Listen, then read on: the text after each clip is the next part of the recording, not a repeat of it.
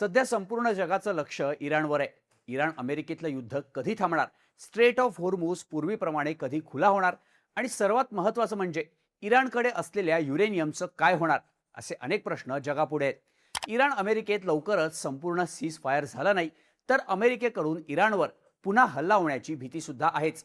आता मिडल ईस्टमध्ये हे सगळं घडत असताना इकडे भारताचा शेजारी देश असलेल्या नेपाळमध्ये नवा खेळ सुरू झालाय. नेपाळ हा असा देश आहे जो त्याच्या प्रत्येक गरजेसाठी भारतावर अवलंबून आहे. मात्र आता त्याच देशानं भारताच्या पाठीत खंजीर खुपसल्याचं म्हटलं जात आहे. नेपाळचे पंतप्रधान बालेंद्र शाह यांनी अलीकडेच काही असे निर्णय घेतलेत जे भारत सरकारसाठी अत्यंत धक्कादायक मानले जात आहेत. या सगळ्याचा संबंध अमेरिकेशी आणि नेपाळमधल्या युरेनियमशी लावला जातोय. नक्की घडलंय काय?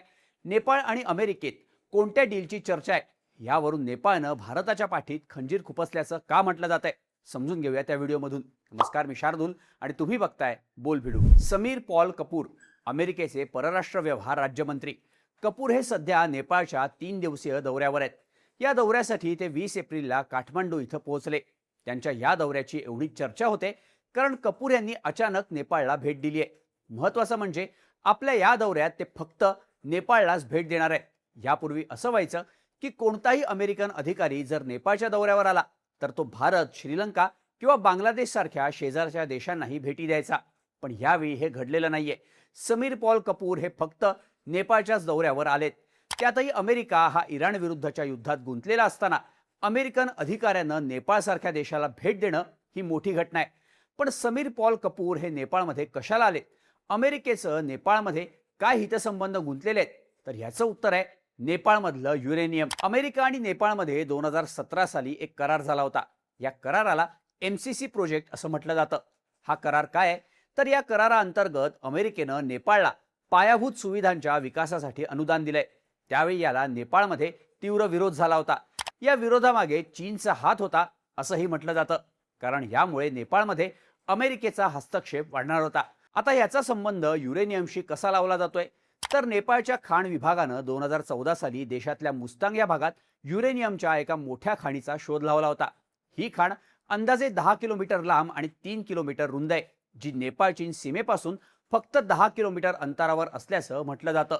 शास्त्रज्ञांचा दावा आहे की हे युरेनियम मीडियम ग्रेड म्हणजे मध्यम दर्जाचं आहे. पण ते काढण्यासाठी किंवा त्यावर प्रक्रिया करण्यासाठी जी टेक्नॉलॉजी, पैसा आणि इन्फ्रास्ट्रक्चर लागतं ते नेपाळकडे नाहीये. त्यामुळे नेपाळच्या सरकारनं म्हटलं होतं की जर हे युरेनियम काढण्यासाठी खाणकामाची गरज पडली तर त्यासाठी त्यांना एखादी परदेशी संस्था किंवा दुसऱ्या देशाची मदत घ्यावी लागेल. आता इथेच एंट्री झाली आहे ती अमेरिकेची. नेपाळ सरकारचं म्हणणं आहे की त्यांनी युरेनियमवर प्रक्रिया करण्यासाठी कोणत्याही देशासोबत अधिकृत करार केलेला नाही. पण आता यामध्ये अमेरिकेचा सहभाग असल्याचे दावे समोर यायला लागले. मल्टीपोलार प्रेसच्या एका रिपोर्टमध्ये दावा करण्यात आलाय की नेपाळचं सरकार मुस्तांग रिजनमध्ये जे युरेनियम सापडलंय त्यावर प्रक्रिया करण्याची जबाबदारी अमेरिकेकडे सोपवण्याच्या तयारीत आहे. रिपोर्टमध्ये म्हटलंय की हे युरेनियम प्रोसेसिंगचं काम नेपाळी सैन्याच्या समन्वयानं केलं जाईल. याची जबाबदारी अमेरिका आणि ऑस्ट्रेलियाच्या संयुक्त पथकाकडे सोपवण्याची तयारी नेपाळ करत आहे. रिपोर्टमध्ये असंही सांगण्यात आलंय की नेपाळचं सरकार अपर मुस्तांगमध्ये असलेल्या लो मानथांग भागातलं 30 स्क्वेअर किलोमीटरचं क्षेत्र मुस्तांग स्पेशल झोन म्हणून घोषित करण्याच्या विचारात आहे. याच ठिकाणी युरेनियमचे साठे असल्याचं म्हटलं जातं. रिपोर्टनुसार या भागाचा हाय सिक्युरिटी रिसर्च झोन म्हणून विकास केला जाईल.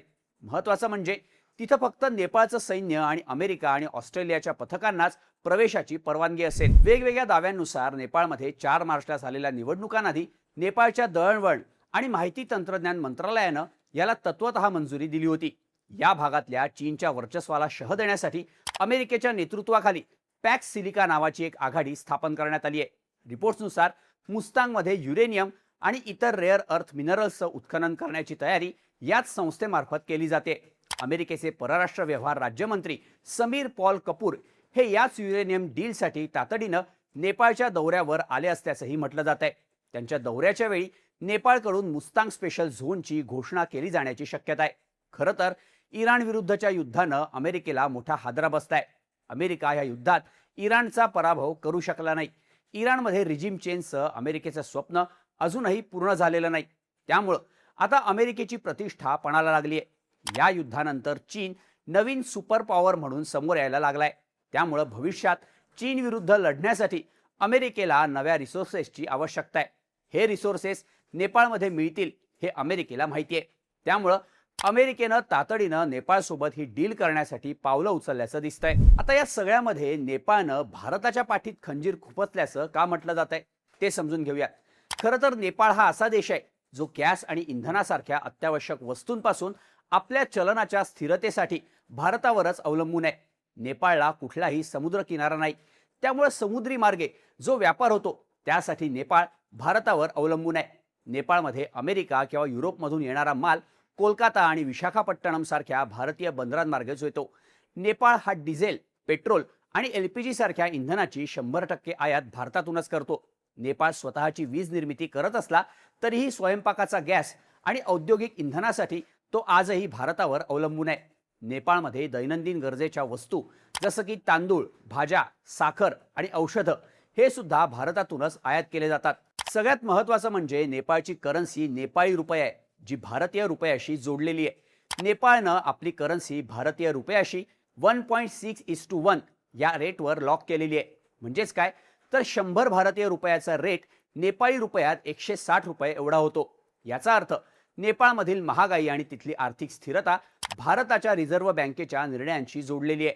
आता भारत आणि नेपाळचे संबंध इतके जवळचे असताना नेपाळनं अमेरिकेला आपल्या देशात येण्याची परवानगी दिली, ही भारतासाठी चिंतेची बाब आहे. इथून पुढे नेपाळमध्ये युरेनियम सारख्या संवेदनशील विषयात अमेरिकेचा हस्तक्षेप असणार आहे. अमेरिकेचा प्लॅन क्लिअर आहे. अमेरिकेला नेपाळवरचा भारताचा प्रभाव कमी करून मुस्तांग रिजनला दक्षिण आशियातला आपला स्ट्रॅटेजिक बेस बनवायचा आहे. अमेरिकेच्या उपस्थितीनं भारत आणि चीन ह्या दोन्ही देशांच्या सुरक्षेला मोठा धोका निर्माण होऊ शकतो. भारत आणि चीन विरुद्ध लढण्यासाठी अमेरिका नेपाळसारख्या देशाचा वापर करू शकते. याचे संकेत नेपाळचे पंतप्रधान बालेंद्र शाह यांनी अलीकडेच घेतलेल्या एका निर्णयातून मिळाले. नेपाळ सरकारनं नुकताच एक मोठा निर्णय घेत भारतातून येणाऱ्या सामानावर कस्टम ड्युटी लावण्याचं जाहीर केलंय. नेपाळमध्ये भारतातून येणाऱ्या कोणत्याही वस्तूची किंमत जर 100 नेपाळी रुपये म्हणजेच 62 भारतीय रुपयांपेक्षा जास्त असेल तर त्यावर नेपाळच्या सरकारकडून कस्टम ड्युटी आकारली जाईल. हा निर्णय फार मोठा आहे, कारण नेपाळ व्यापारासाठी भारतावर सर्वात जास्त अवलंबून आहे. नेपाळच्या या निर्णयामुळे भारत आणि नेपाळच्या व्यापारावर नक्कीच मोठा परिणाम होईल. याद्वारे आता अमेरिका आपलं हित साधण्याचा प्रयत्न करतोय का असे प्रश्न उपस्थित होत आहेत. नेपाळ अमेरिकेच्या जवळ जाण्यासाठी भारताला दूर करण्याचे प्रयत्न करत असल्याचं म्हटलं जात आहे. सध्या तरी नेपाळ आणि अमेरिकेत युरेनियमसाठी डील झाल्याचं अधिकृतरित्या समोर आलेलं नाही. मात्र दोन देशांदरम्यान ज्या प्रकारे घडामोडी घडतायत ते पाहता अमेरिकेचा नेपाळचं युरेनियम ताब्यात घेण्याचा प्लॅन असल्याचं क्लिअर आहे. जर असं झालं तर ही भारतासाठी मोठी धोक्याची घंटा असेल. अमेरिकेसारख्या देशानं नेपाळमध्ये एंट्री केली तर भारताला नेपाळसोबतच्या संबंधांबाबत पुन्हा एकदा विचार करावा लागेल. तुम्हाला या सगळ्याबाबत काय वाटतं? अमेरिकेशी डील करून नेपाळ भारताच्या पाठीत खंजीर खुपसतोय का? याबद्दलच्या तुमच्या प्रतिक्रिया कमेंट करून नक्की सांगा आणि अशाच माहितीपूर्ण व्हिडिओजसाठी बोल व्हिडिओच्या YouTube चॅनलला सबस्क्राईब करायला विसरू नका.